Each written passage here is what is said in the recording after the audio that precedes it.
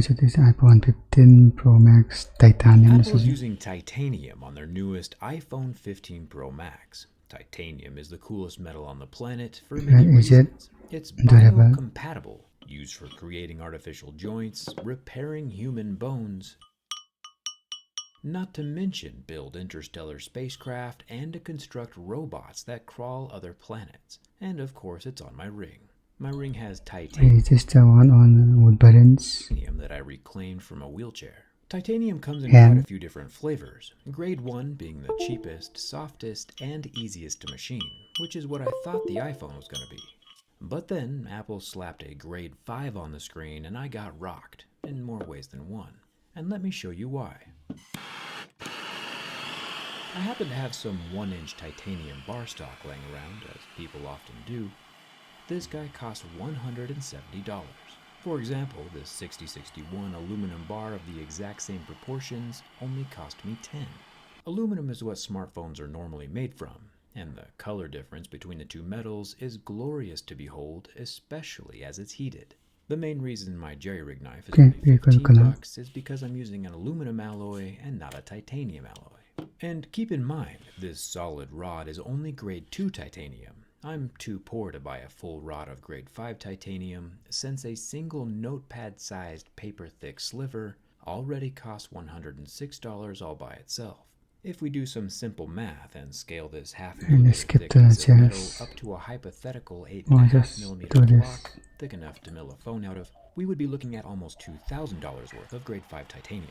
And that's not even including the complexity of milling and shaping grade 5 and the dollars worth of hardware that goes inside.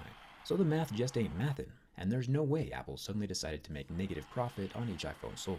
You might have noticed that titanium reacts in a very unique way as it gets torched, oxidizing in extremely predictable and consistent rainbows, going from yellow to purple to blue to light blue and back to gray again as it gets really hot.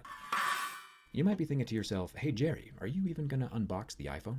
And I say yes. Let's jump in and see what this iPhone is made from, and also how well it can handle the heat of everyday life. Hit that subscribe button if you haven't already, and let's get started. Pro Max box, we find the phone itself. This blue titanium is almost the same shade as the blued titanium that I made. Looking under the phone, this time we find there's no lightning cable. Instead, we have a brand new braided USB-C cable. I imagine the world will soon follow Apple's lead on this one, and we'll start seeing this port everywhere. Probably the closest thing we'll ever see to world peace. And honestly, the phone does feel good. About the same as any other rectangular phone, but the brushed titanium and the etched back glass do feel super cool. But the imitation blue shade is just ever so much off from the actual shade of blue titanium that I think it would bother me long term. Apple said again that this screen glass is the strongest glass ever on a smartphone. They call it ceramic shield, and I agree. It is a pretty solid slab of glass. We normally see plastic screens scratched at level 2 or 3, glass at 5 or 6, and sapphire would be an 8 or 9. This dual ion exchange ceramic shield does still scratch at level 6, with deeper grooves at level 7, but level 6 does appear to be quite a bit more faint than usual. And I do think Apple is onto something with this proprietary glass. The front selfie camera is tucked into the dynamic island and is protected by that same slab of glass. The earpiece is a razor-thin slit between the glass and the frame. No speaker grills to fall out or get dirty. Making our way over to the titanium sides, Apple's using something called a PVD coating, a physical vapor deposition. It's a pretty wild method of applying an ultra-thin protective layer over the titanium. I don't know enough about PVD to talk about it in depth, but you know, it is scratchable. Exactly like the anodized aluminum. Everything except for this 5G antenna slot. For some reason this oval is just not scratching. I think they should make a whole phone out of whatever this stuff is. The power button is scratchable, however, and not removable, along with the top and entire left side. It took Apple 14 hours to apply this finish, and my jerry-rig knife 14 seconds to unapply the finish. The new action button is scratchable, and our USB-C port down near the bottom is an actual USB 3 with 10 gigabit transfer speeds. The regular iPhone 15 is just USB 2, and if you don't know what that means, you'll be just fine with either. The matte back glass, which every phone should have, does not scratch. The Apple logo in the center is the only thing that's smooth. One thing that Apple did change up quite a bit this year is with the cameras. We still get that gradual gradient built into the tinted glass that rises up to the camera plateau, and some of these camera upgrades we won't be able to see until the teardown.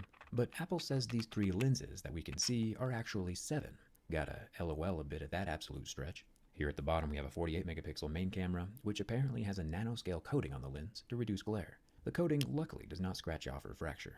The coolest camera is definitely the middle one, a 12 megapixel 5 It's times very good actually. tetraprism telephoto lens that redirects and reflects light 4 times before hitting a 3D sensor shift OIS stabilizer. If there's one reason to take apart the iPhone 15 Pro Max, it's to see what in the world that looks like from the inside. Then up top we have a 12 megapixel ultrawide. Apparently, these two cameras on the edge can work together like two eyeballs to generate spatial video, which I don't want to be the guy to beat a dead horse, but that was something Android did 12 years ago with the HTC Evo 3D. Probably before some of you kidlets with iPhones were even born. Gotta honor your ancestors. Apple said during their event that the back glass panel is easily removable to facilitate repairability, which is a huge commendable move. And then in the same sentence, Apple said that the internal structure of the iPhone 15 Pro Max is made from 100% recycled aluminum, which immediately tells us two things. One, it's nice to see that there's more than just the iPhone design that gets recycled every year. And two, the internal frame is not solid grade 5 titanium, only the exterior. This explains quite a bit. The iPhone 15 Pro Max has a 6.7-inch OLED display with 2000 nits of outdoor brightness and 120 Hz refresh rate, and lasts for about infinity seconds before having no reaction to my lighter. Nice work, Apple. Okay. We'll try out my big boy lighter in a second. It's time to see if the new blended aluminum titanium grafted hybrid structure compromises the structural integrity of the iPhone 15 Pro Max. Oh, here comes the bending. Oh, great. Yeah, I'm gonna be honest, I did not see that one. Oh, it's so You've been weak. watching me durability test smartphones for about 11 years now, and most phones do not break. iPhones especially do not break, like ever. And Well, that snap was this absolutely is just kind of disappointing. quick. Kinda stunned. I'm not sure if it's because the grade 5 titanium frame has nearly 3 times more tensile strength than aluminum, or half the elasticity, but the glass did not like being pressed or flexed by my thumb. That's crazy. On the first bend, too. Internally, the phone itself is doing fine, of course. There's no cracking or shattering of the frame, but the back glass is definitely obliterated. Good thing Apple made the glass modular, so it only cost $200 to replace instead of $500, but still. If I was a person who just purchased a $1,200 titanium iPhone 15 Yeah, Pro Max, titanium by I'd the be way. extremely nervous right now. Anyway, I did not plan on that happening, but you gotta admit, the crack looks pretty cool. The Apple iPhone 15 Pro Max does not survive my durability test, which means it's time for the big boy lighter. The PVD coating is already an imitation blue, which would make any actual bluing of the titanium frame very difficult to see. But if we sand it down Sandpaper. and expose some bare titanium, we might be able to see if Apple grade 5 reacts the same way as my grade 5. That's some pretty good looking brushed titanium. Still not sure why it takes Apple 14 hours. I'm using a MAP gas torch, which I think, along with burning my desk, is actually lighting some of the titanium dust on fire. You can see the sparks glow white as they sputter away from the phone.